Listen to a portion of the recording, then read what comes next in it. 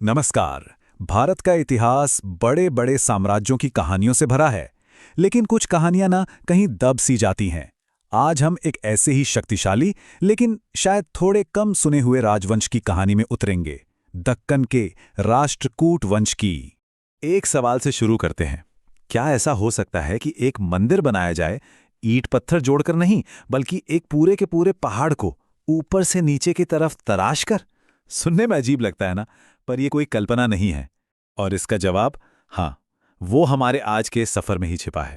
तो आगे क्या क्या देखने वाले हैं? हम देखेंगे कि कैसे ये राजवंश एक विद्रोह से पैदा हुआ, फिर जानेंगे कि वो युद्ध के मैदान के महारथी कैसे बने, और फिर तलवार से कलम तक का सफर, मतलब कवियों और विचारकों का दौर, उनकी वो चट्टानों से तराशी अद्भुत विरासत देखेंगे, और आखिर में समझेंगे कि इस महान साम्राज्य का अंत कैसे हुआ।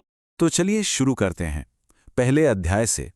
हर बड़ी कहानी की तरह इसकी शुरुआत भी महत्वाकांक्षा और विद्रोह से होती है। इस कहानी का पहला बड़ा नाम है दंती दुर्ग। अब देखिए, शुरुआत में राष्ट्रकूट जो थे वो कर्नाटक के ताकतवर चालुक्य राजाओं के सामंत हुआ करते थे, मतलब उनके अधीन काम करने वाले गवर्नर। लेकिन दंती दुर्ग की नजरें कहीं और थी, बहुत ऊंची। उन्होंने सही मौका देखा और अपने ही मालिकों को चुनौती डाल दी। उन्हें हराया और मान्यखेत को अपनी राजधानी बनाकर एक नए साम्राज्य की नींव रख दी। ठीक है, तो साम्राज्य की नींव तो रख दी गई, लेकिन सिर्फ नींव रखने से तो काम नहीं चलता है ना, उसे ताकत से फैलाना भी पड़ता है। और राष्ट्रकूट, अरे वो तो इस खेल के माहिर थे। उस दौर में ना उत्तर भारत में एक शहर था, कन्नौज। ये सिर्फ एक शहर नहीं था, ये सत्ता का केंद्र था, समृद्धि का प्रतीक। जिसने कन्नौज जीत लिया, समझो गंगा के उपजाऊ मैदानों पर उसका राज हो गया। और इसी एक शहर पर कब्जा करने के लिए हिंदुस्तान की तीन सबसे बड़ी ताकतें एक सदी तक लड़ती रहीं। इतिहास में इसी को त्रिपक्षीय संघर्ष कहा जाता है। तो कौन थे ये तीन बड़े खिलाड़ी? एक तरफ थे दक्कन से हमारे राष्ट्रकूट, दूसरी तरफ पूर्वी भारत से पाल वंश, और तीसरी तरफ पश्चिमी भारत से प्रतिहार। तीनों की नजर एक ही इनाम पर थी, कन्नौज। और इस महामुकाबले में राष्ट्रकूटों ने जो अपनी ताकत दिखाई, सब हैरान रह गए। पहले आए राजा ध्रुव, उन्होंने अपने दोनों दुश्मनों यानी प्रतिहार और पाल दोनों को हराया। फिर आए उनके बेटे गोविंद तृतीय। अरे उन्होंने तो ऐसी जबरदस्त जीतें हासिल की कि उत्तर भारत में राष्ट्रकूटों का डंका बजने लगा। और बात सिर्फ उत्तर भारत की नहीं थी। गोविंद तृतीय ने दक्षिण का भी रुख किया, और वहां उनके खिलाफ जो एक बड़ा गठबंधन बना था उसे भी तहस नहस कर दिया।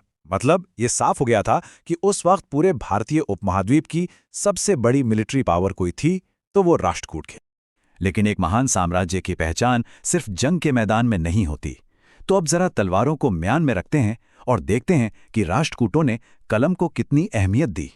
देखिए, अभी तक हमने दंती दुर्ग, ध्रुव और गोविंद तृतीय जैसे जबरदस्त योद्धाओं की बात की, लेकिन अब कहानी में एक नया मोड़ आता है। राष्ट्रकूट इतिहास में अब एक ऐसे राजा का दौर शुरू होता है जो बिल्कुल अलग था। इनका नाम था अमोघ वर्ष। अमोघ वर्ष के पूर्वजों ने लड़ाइयां लड़कर एक मजबूत और सुरक्षित साम्राज्य बना दिया था।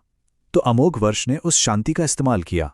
उन्होंने साम्राज्य का ध्यान युद्ध से हटाकर कला, साहित्य और ज्ञान की तरफ मोड़ा। वो खुद एक बड़े विद्वान थे, जैन धर्म को मानते थे। कह सकते हैं कि वो एक फिलोसोफर किंग यानी दार्शनिक राजा थे। और उनका दरबार, अरे वो तो उस जमाने के सबसे बड़े बड़े विद्वानों का अड्डा था। राजा ने खुद कन्नड़ भाषा का पहला काव्य ग्रंथ लिखा, कवि राजमार्ग। जरा सोच कर देखिए, एक ही दरबार में जिनसेन जैसे जैन आचार्य हैं, महावीराचार्य जैसे महान गणितज्ञ हैं, और शकाटायन जैसे व्याकरण के पंडित भी हैं। ये वाकई एक बौद्धिक स्वर्णकाल था।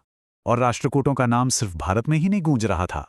जब मशहूर अरब यात्री अल मसूदी भारत आए तो वो यहाँ के राजकाज से इतने इंप्रेस हुए कि उन्होंने लिखा कि राष्ट्रकूट भारत के सर्वश्रेष्ठ शासक हैं। ये एक तरह से बाहरी दुनिया से मिला हुआ सर्टिफिकेट था उनके बेहतरीन शासन का। तो हमने उनकी ताकत देखी, उनका ज्ञान देखा। अब बात करते हैं उनकी सबसे स्थायी विरासत की, वो चीज जो आज भी उनकी कहानी कहती है, उनकी अद्भुत, अविश्वसनीय वास्तुकला। एलोरा और एलिफेंटा की गुफाओं का नाम तो सबने सुना होगा। ये यूनेस्को वर्ल्ड हेरिटेज साइट्स हैं। जी हां, ये शानदार रॉक कट मंदिर राष्ट्रकूटों के ही संरक्षण में बनाए गए थे। और यहीं पर हमारी शुरुआत वाली पहेली का जवाब मिलता है याद है एक पहाड़ को तराश कर बनाया गया मंदिर? वो कोई और नहीं बल्कि एलोरा का अद्भुत कैलाश मंदिर है, दुनिया की सबसे बड़ी मोनोलिथिक स्ट्रक्चर। और इसे बनवाया था राष्ट्रकूट राजा कृष्ण प्रथम ने। ये वास्तुकला का एक ऐसा अजूबा है जो आज भी देखने वालों को हैरान कर देता है। और एलोरा का मतलब सिर्फ कैलाश मंदिर नहीं है। वहां एक दो नहीं बल्कि पूरी 34 गुफाएं हैं जिन्हें चट्टानों को काटकर बनाया गया। सोचिए जरा इस प्रोजेक्ट के स्केल के बारे में। कितनी पीढ़ियां लगी होंगी, कितने साल लगे होंगे इसे बनाने में। पर यहाँ सबसे कमाल की बात क्या है पता है? ये गुफाएं किसी एक धर्म की नहीं है। यहाँ आपको 17 हिंदू गुफाएं मिलेंगी, 12 बौद्ध गुफाएं मिलेंगी और 5 जैन गुफाएं भी, सब एक ही जगह पर। और ये कोई इत्तेफाक नहीं था। ये विविधता हमें राष्ट्रकूटों के बारे में एक बहुत जरूरी बात बताती है, उनकी धार्मिक सहिष्णुता। एलोरा की ये गुफाएं इस बात का जीता जागता सबूत हैं कि वो शैव, वैष्णव, जैन सभी धर्मों का बराबर सम्मान करते थे।